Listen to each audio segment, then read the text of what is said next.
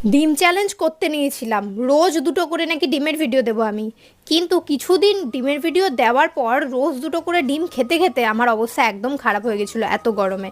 তাই চ্যালেঞ্জটা অফ করে দিয়েছি মাঝপথেই। কিন্তু আজকে আবার ভাবলাম ডিমের একটা কিছু বানানো যাক, ডিম ভর্তা।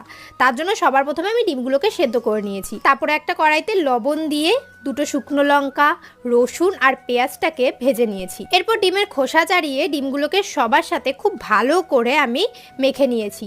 এখানে যেহেতু আমি তেলে লবণ ইউজ করেছি তাই আমি দিইনি লবণ পরে, কারণ লবণের পরিমাণটা ঠিকই ছিল।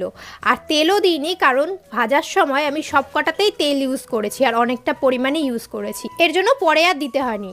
আর দিয়েছি ধনেপাতা কুচি। আর এটাকে আমি এনজয় করেছি পান্তা ভাতের সাথে। তোমরা চাইলে গরম ভাতের সাথেও খেতে পারো, কিন্তু যা গরম পড়েছে গরম ভাতের থেকে পান্তা ভাতের সাথেই বেশি ভালো লেগেছে। তোমরা কে কে পান্তা ভাত পছন্দ করো কমেন্টে জানিও, আমি তো রোজ পান্তা খাই। আর ভিডিওটা ভালো লাগলে চ্যানেলটা সাবস্ক্রাইব করে দিও।